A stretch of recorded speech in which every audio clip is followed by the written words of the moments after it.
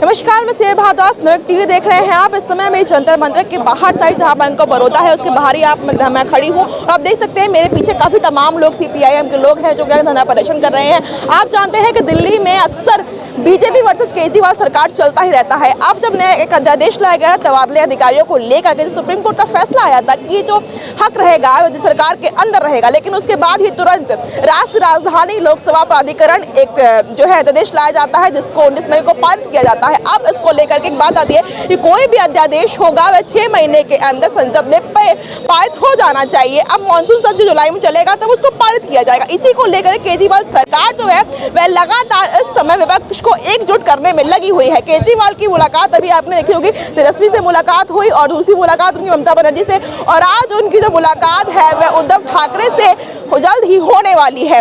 देखना इसमें आगे ये होगा कि अब इसमें क्या होता है और इसको लेकर के अभी 10 जुलाई को रामलीला मैदान में केजरीवाल सहित तमाम बड़े नेता जो है बीजेपी के विरुद्ध जो है धरना प्रदर्शन करेंगे। तो जो आर पार की लड़ाई चल रही है अध्यादेश को लेकर के, क्या बड़ा सवाल निकल के आता है कि जो बीजेपी सरकार जो अध्यादेश पारित करेगी क्या ये पारित हो पाएगा? इसे पारित करने में बीजेपी सरकार सफल हो पाएगी? क्योंकि सारे पक्ष जो है कि जो सरकार इनको एकजुट करने में लगे हुए हैं और उनका एक ही मकसद है कि अध्यादेश सभा में पारित ना हो पाए। अध्यादेश की लड़ाई अब सड़क पर आकर के यहाँ पे रुक चुकी है। आप देख रहे होंगे सीपीआईएम के काफी तमाम लोग हैं वो यहाँ पे धरना प्रदर्शन कर रहे हैं केंद्र सरकार की जो नीतियां हैं उसके विरुद्ध। क्या लगता है मैम कि जो नया अध्यादेश है अगर ये पारित हो जाता है तो इससे क्या मुश्किलें आएंगी? मुश्किलें आएंगी मतलब आप देखिए, ये तो देश सुप्रीम कोर्ट के आदेश को पलटने के लिए एक अध्यादेश लाया गया, जो अध्यादेश जिसके लिए पार्लियामेंट के अंदर कोई डिस्कशन का ज़रूरत नहीं है, कुछ नहीं है। मर्जी हुआ भाजपा नेताओं को, केंद्र सरकार को, मोदी जी को कि ये नहीं चलेगा तो अध्यादेश ला दिया। ये पूरा अगर आप प्रक्रिया देखें ये क्या चीज़ है, ये अपने पावर मसल का फ्लेक्स करना है कि हम ताकतवर हैं, हम अपना ताकत दिखाएंगे, हम ताकत दिखाएंगे, हम जनता के आदेश को नहीं मानेंगे। जनता ने दिल्ली सरकार चुना है, जो सरकार भाजपा सरकार नहीं है तो हम नहीं मानेंगे। उसका जो पावर है, संविधान उसको जो पावर देता है वो सब हम नहीं मानेंगे क्योंकि हम भाजपा है। सुप्रीम कोर्ट अगर दिल्ली सरकार के अधिकारों को मानते हुए कुछ आदेश देती है तो उसको भी नहीं मानेंगे, हम ऑर्डिनेंस लाएंगे। देश भर में आप देखिए जहाँ जहाँ पे गैर भाजपा सरकार है उन सरकारों को पलटने के लिए तमाम सारा जो भी ट्रिक्स है, every tricks in the pocket वो इस्तेमाल होता है। सीबीआई, ईडी, एमएलए का खरीद फरोश, गवर्नर इस्तेमाल करके सरकार पलट देना। महाराष्ट्र का जो डिसीजन है कोर्ट का उसमें हमने देखा कि गवर्नर के माध्यम से एक तरीके से सरकार पलटा गया। नहीं तो अब सीबीआई, ईडी का रेड करवा दीजिए, भाजपा नेताओं पे किसी तरीके का सीबीआई, ईडी नहीं लगेगा, भाजपा के क्रिमिनल्स घूमते रहेंगे। तो एक तरीके से इस हिंदुस्तान का जो बेसिक ढांचा है, संघीय ढांचा, क्योंकि हिंदुस्तान ऐसा एक देश है जो संघीय ढांचे के बिना नहीं चल सकता। हमारा आपका जो देश है, जिस देश से हम मोहब्बत करते हैं, क्यों करते हैं? इसलिए करते हैं क्योंकि ऐसा एक देश है जहाँ पे इतने सारे राज्य हैं, इतना सारा कल्चर है, इतना सारा इतिहास, इतना सारा भाषा है, और लेकिन फिर ये एक देश है क्योंकि हम लोग एक दूसरे के अधिकार का समान सम्मान करते हैं। अगर मैं दिल्ली में रहती हूँ, दिल्ली की नागरिक हूँ, दिल्ली का वोटर आईडी कार्ड है, तो मैं मानती हूँ दिल्ली सरकार का जितना हक है उतना ही हक तेलंगाना सरकार का है, उतना ही हक केरला सरकार का है, तमिलनाडु सरकार का है, तब ना हिंदुस्तान है। लेकिन आज एक पार्टी आके अगर ये कहने का कोशिश करे कि जनता का मैंडेट कोई मायने नहीं रखता, मैं जो बोलूँगा वो होगा, सुप्रीम कोर्ट कह दे कोई मायने नहीं रखता, मैं जो बोलूँगा वो होगा, ये फेडरलिज्म के ऊपर हमला है, ये हमारे आपके संविधान के ऊपर हमला है। इस अध्यादेश की बात हो रही है कि मानसून सत्र में इसको केंद्र सरकार जो है वह जल्द ही पारित कर देगी, और दूसरी तरफ केजरीवाल हैं जो लगातार विपक्ष को एकजुट करने में लगे हुए हैं, तमाम नेताओं से वो मिल रहे हैं। तो क्या ये जो लड़ाई है, क्या लगता है इस लड़ाई में जो अध्यादेश है वो पारित हो जाएगा सफलतापूर्वक? देखिए, अभी तो राज्यसभा में शायद इनका मेजॉरिटी नहीं है तो राज्यसभा में ये अटक सकती है।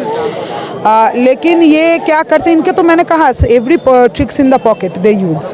किस समय ये राज्यसभा में लाएंगे, इस समय नहीं लाएंगे, अध्यादेश चलता रहेगा, लोकसभा से पारित हो गया, राज्यसभा में कभी ये खरीद फरोश करके राज्यसभा में अपना कब भारी करेंगे, ये संख्या, ये सब का इंतज़ार करेंगे। और क्या कि जो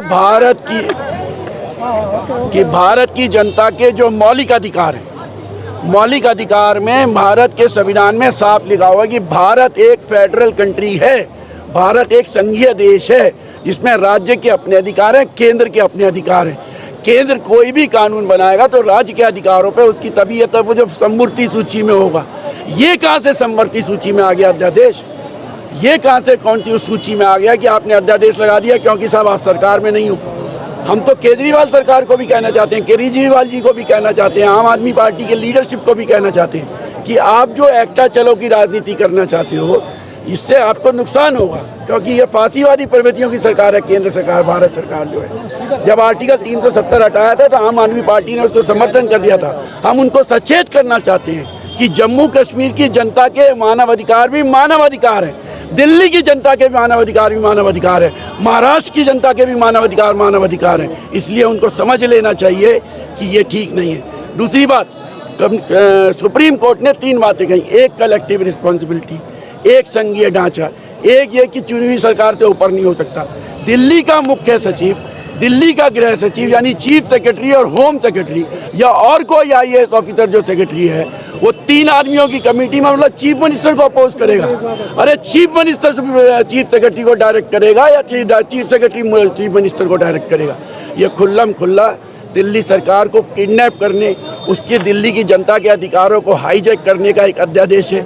इसको तुरंत वापस लिया जाना चाहिए, नहीं तो हम इस आंदोलन को दिल्ली की सड़कों पे वामपंथी पार्टियां करती रहेंगी जब तक कि ये अध्यादेश वापस नहीं होगा। हम पूरी लामबंदी कर रहे हैं लोकसभा राज्यसभा में इसके खिलाफ लड़ाई लड़ने को, पूरी लामबंदी करेंगे पूरे हिंदुस्तान में इसके खिलाफ संघर्ष करने को। ये कुठाराघात है दिल्ली की जनता को। LG क्रेसी नहीं चलेगी, होम मिनिस्ट्री की क्रेसी नहीं चलेगी, संघीय ढांचा आपको मानना पड़ेगा।